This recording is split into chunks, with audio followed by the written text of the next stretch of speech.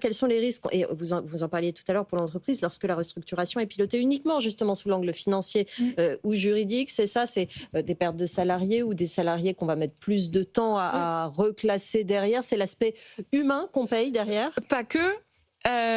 On oublie, mais le capital d'une entreprise n'est pas que comptable, il est immatériel dans le sens où il y a toute une production culturelle, il y a une production de services. On perd de la valeur alors. On perd de la valeur, on perd de la connaissance, on perd du fonds de commerce, on perd même en réputation.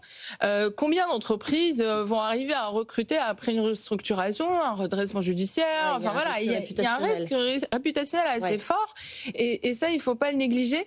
Il y a le fait aussi que les salariés qui vont partir vont en parler, ils vont sortir les dossiers, il peut y avoir même des bad buzz sur les réseaux sociaux.